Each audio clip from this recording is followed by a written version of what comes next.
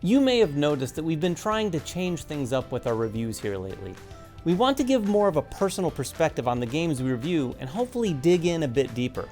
We also want to try to give you more reviews, so from time to time we're going to try to pack that same sort of information into a nice little package.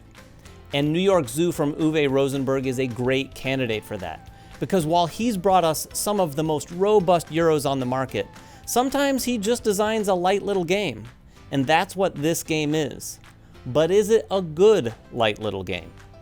Well, I've played it about 4 times now, so I can share my thoughts on the game, and after that, hopefully you'll have a better idea of whether it might be right for you. And of course, this is unsponsored, unfiltered, and probably the only place you'll learn about Arctic foxes today. Here's my review of New York Zoo.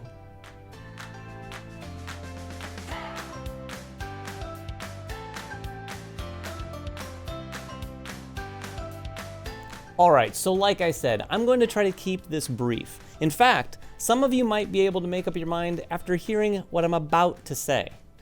Do you enjoy the game Patchwork? Well, if you do, there's probably a really good chance you're going to like New York Zoo even better. But wait, if you don't necessarily like Patchwork, don't click away right now, because this review might be a little bit more important for you to hear. But no matter how you feel about Patchwork, there's a few things you need to know about how New York Zoo is both like that game and not like that game. Much of the DNA is shared, and this can definitely be considered an evolution of that earlier form. But the key differences are what might make you enjoy this one more, or maybe less. Even though you're building a zoo instead of a quilt, the core mechanism of drafting polyominoes around a somewhat circular path remains the same. In this case, players will move the elephant a limited number of spaces around the main board, and then potentially take the tile from the place where they ended their move. But there is more to this than drafting tiles. You might stop on one of these spaces instead. In that case, instead of taking a tile, you'll take a couple animals to place on the tiles you already have on your player board. These polyomino tiles are the animal enclosures on your player board. Now, there are some rules and details I've glossed over. So, for example, when you take animals, they must go on your tiles with like animals, meaning kangaroos want to be with kangaroos and Arctic foxes want to be with Arctic foxes. Interesting side note, the Arctic fox is also known as the lemming fox. This is because lemmings are their main food source, so they'd probably like to live with lemmings. But there aren't any lemmings in this game, and if there were, well, they couldn't live in the same enclosure with the Arctic foxes. So anyway, if you don't have any room on any of your enclosures, animals can also be stored in your houses, but space there is limited. Managing your animals is one part. Managing your animal enclosures, the polyomino tiles, is another part, not to mention the relationship between the two.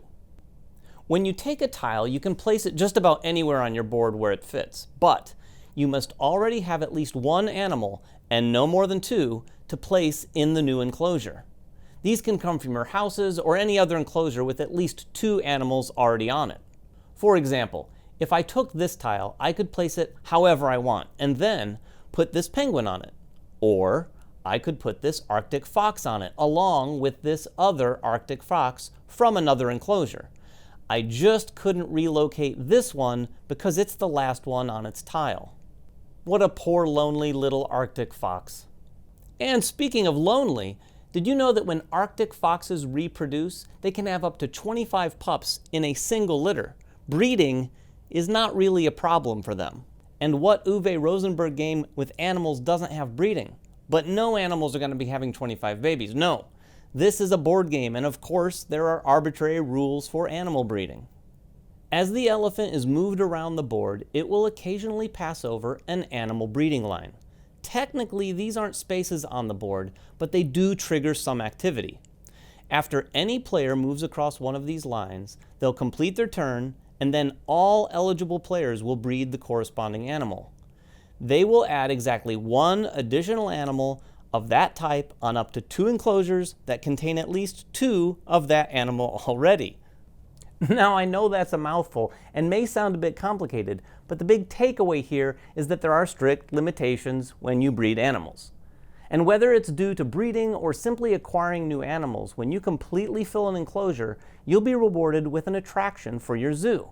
When this happens, clear off the animals on that tile, keep one if there's room in your houses, and then take whichever attraction tile you want and immediately fit it in on your player board. These bonus tiles really help fill your zoo, and they're first come, first serve. Efficiency is key, and you don't want to miss out on any of the larger attractions. So, move the elephant, take a tile or some animals, sometimes breed, and try to fill your enclosures so you can get some of those attractions. You're trying to do all of this to build your zoo before anyone else.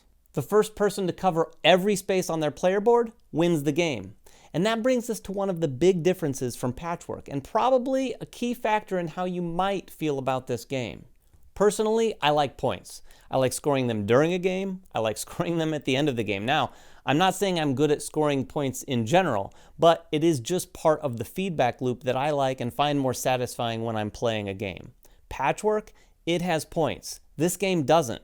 I wish this game had points. Now, with that said, this game makes up for that with more satisfying mechanisms during play. Namely, that process of filling the enclosures and then clearing them off and being rewarded with that bonus tile is just a more compelling cycle than you'll typically find in most other tile placement games. And it provides for some deeper strategies that you may not recognize at first glance. With some experience, you'll be able to play this game at a higher level than new players, which I believe is also the case with Patchwork. But given the likelihood that this game will be played at a higher player count, that experience differential will probably be more pronounced with this one.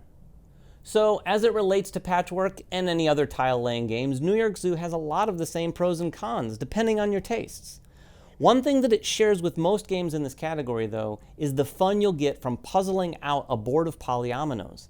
There's just something intrinsically satisfying about getting that perfect piece that fills the space on your board.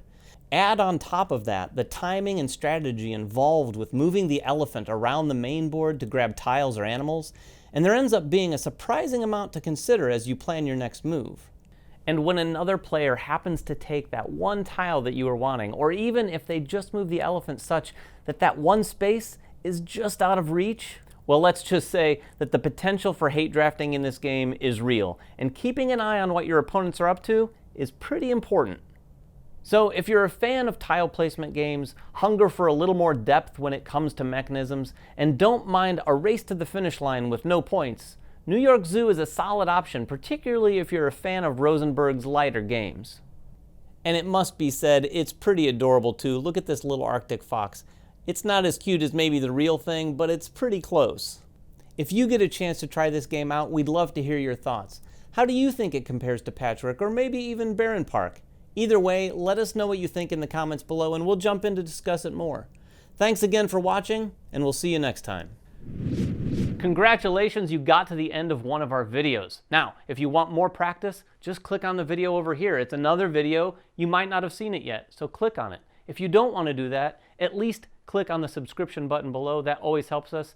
And if you want notifications, please ring that bell.